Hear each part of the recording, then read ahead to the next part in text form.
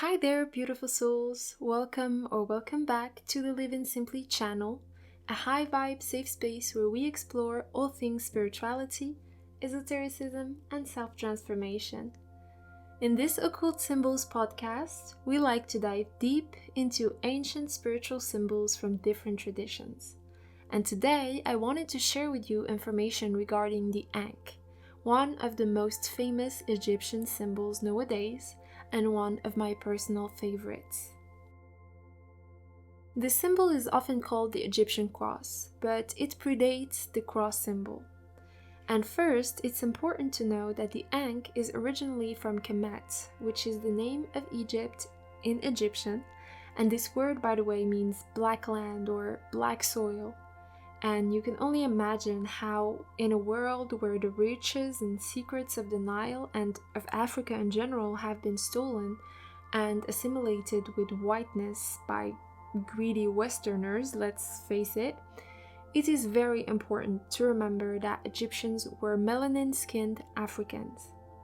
In this sense, a lot of neo-Kemetics today are using this symbol not only as a spiritual tool, but also as an act of reconnecting with the motherland and honoring their sacred African roots.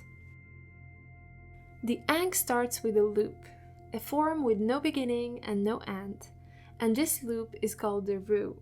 And no, not RuPaul, Ru as in the celestial spirit of the sun god Ra.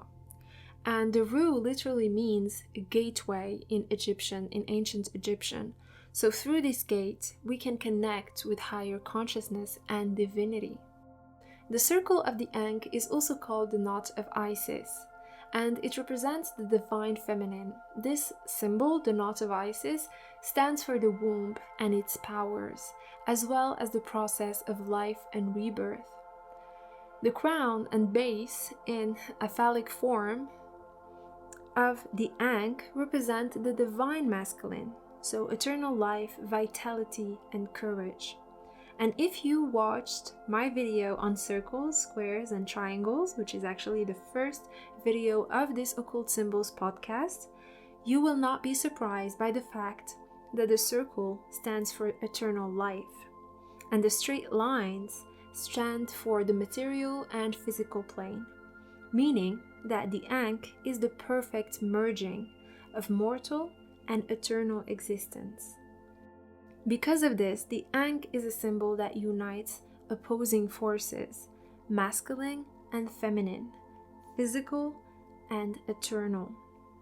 Furthermore, the Ankh also stands for water and air, which are two elements that are life-giving and that provide nourishment to the body and to the soul.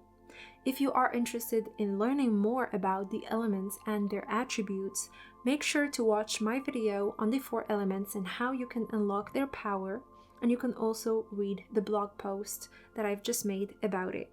And by the way, if you have been following me on Instagram, you have already heard the news. I just launched my new website and my new blog, and I'm very, very excited about this new journey. So make sure to check out the link in my description box. Let me know what you think in the comment section down below.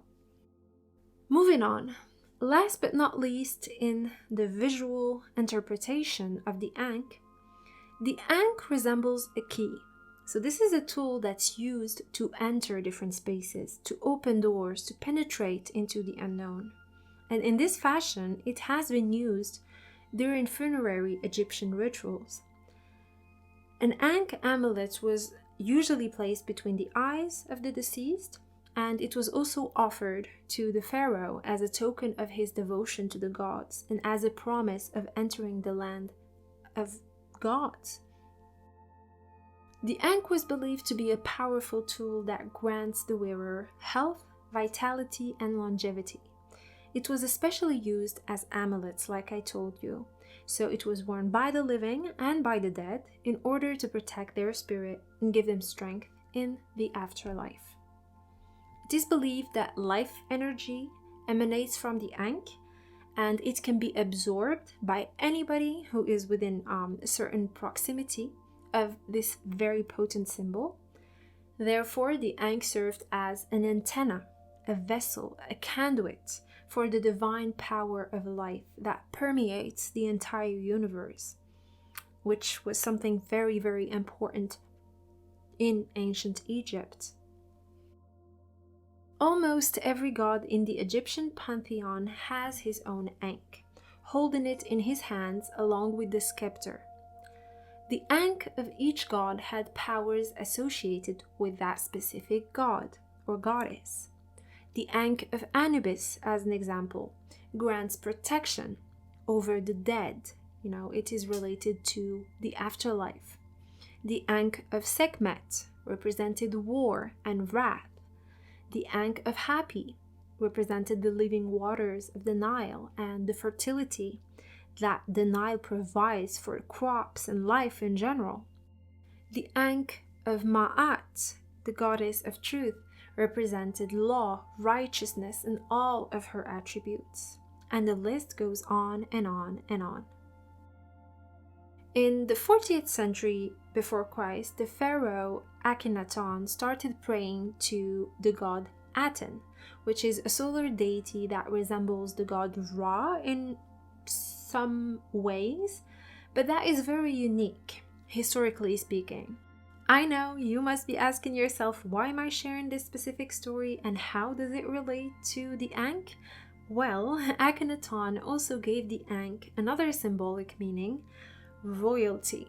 With his wife Nefertiti, Akhenaton introduced the Ankh also as a symbol of the initiation process that each king or queen must undergo before taking the throne in Kemet. So in Egyptian drawings, it is very common to see a god or goddess handing a queen or king, a pharaoh most usually, an Ankh. This act of giving this symbol to the pharaoh means that this pharaoh earned his right into royalty, that he now knows how to enter these divine realms, that he is now in his sovereignty, power, and full reign. The Ankh is oftentimes depicted with other symbols, and it is closely related to the deed pillar or backbone of Osiris. This is a symbol that represents the spine, the human spine, as well as stability and metamorphosis, and just how the body changes, during the ascension process. And I will dedicate a future video to this lesser known Egyptian symbol that's very, very interesting. So make sure to subscribe to my channel if you want to stay up to date when that comes out. And also feel free to subscribe to my monthly astrology and esotericism newsletter, and to my Instagram page, of course, to find out about all my other content. Moving on, during the Christianization of Egypt in the 4th or 5th century AD, the Ankh remained quite popular. Why is that? Well, because it resembled another very important symbol for Christians, which at the time, of course, which is the starogram. This is a monogrammatic cross made of Greek letters that looks very much like the cross that you are now familiar with. And Coptic Christians of Egypt combined and assimilated at that time the Ankh to this symbol and to the crux ansata. I hope I am pronouncing it right. But this is a handled cross, which is a cross with a circle on its top instead of an oval. So if you look at it and you are not familiar with the Ankh or the crux ansata, you will most likely think that it is the same thing, but it is not. This very simple and small detail actually makes a huge difference. But anyways, because of this, Christians of Egypt actually adopted the symbol, so it didn't disappear, which is great because we now have it in our lives still.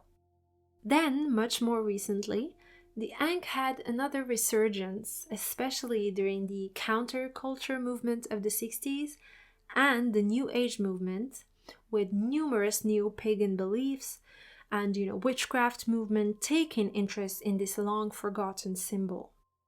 So, in a nutshell, the Ankh stands for transmutation, and the magic that happens when there is total sexual and spiritual union between these opposing forces of life that we see every single day, male and female, the living and the dead, etc., etc. Thus bringing life, fertility, and even immortality to the seeker. So this is an extremely powerful symbol that can open the doors of our own psyche for us and allow us to enter different dimensions and states of consciousness. For me, this is really a key that can be used if it is used consciously. So one last final piece of information: the planet Venus and the symbol of woman is actually derived from the Ankh. Why?